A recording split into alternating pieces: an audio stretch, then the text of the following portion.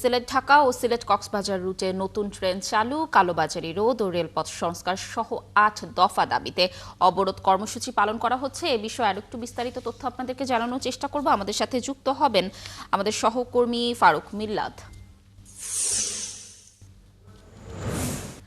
ফারুক, নিশ্চয়ই শুনতে পাচ্ছেন আমাকে।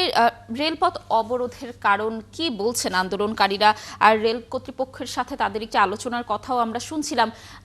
এর সর্বশেষ কি আপডেট রয়েছে এবং প্রশাসন কোনো ধরনের কোনো ব্যবস্থা নিয়েছে কিনা জানাবেন।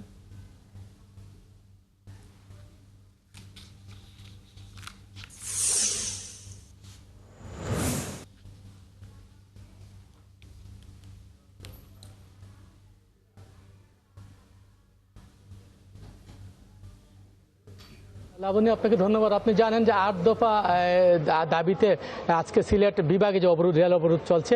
বিশেষ করে ঢাকা সিলেট এবং ঢাকা চট্টগ্রাম নতুন দুটি রেল লাইন, নতুন দুটি ট্রেন চলাচল, নতুন দুটি ট্রেনের দাবিতে, পাশাপাশি হচ্ছে টাঙ্গুয়ার এক্সপ্রেস ট্রেন সেটি চলাচল এবং পুরনো লাইনটি নতুন করে সংস্কার করা এবং কালোবাজারি ট্রেনের যে টিকিট কালোবাজারি সেটি দূর করার জন্য মূলত আন্দোলন। সকালে আমি এখানে 7টায় এসেছি, 7টা থেকে দেখতে পাচ্ছি সকাল 10টা থেকে মূলত শুরু হয়েছে মূল আন্দোলন।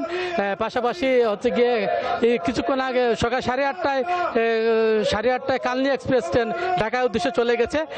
তবে পারাবত এক্সপ্রেস ইতিমধ্যে শায়েস্তাগঞ্জ পর্যন্ত এসে পৌঁছেছে, এখনো এদিক থেকে ঢুকে নাই।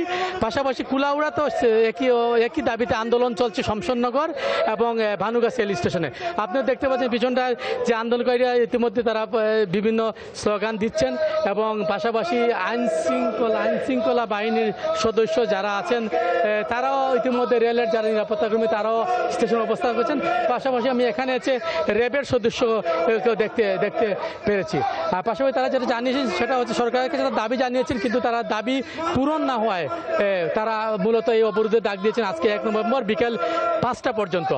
সব কিছু মিলিয়ে এখন পর্যন্ত অপ্রীতিকর কোনো ঘটনার খবর পাওয়া যায়নি। সিলেট থেকে একটি ট্রেন পাহাড়িকা এক্সপ্রেস ছাড়ার কথা, এখনো সেটা ছাড়া যায়নি, মানে সিলেট থেকে ছাড়েনি। আর পারাবত এক্সপ্রেস ট্রেন যেটি শায়েস্তাগঞ্জে এই মুহূর্তে আটকে আছে। লাবণী। ফারুক, ধন্যবাদ আমাদের সাথে যুক্ত থাকার জন্য।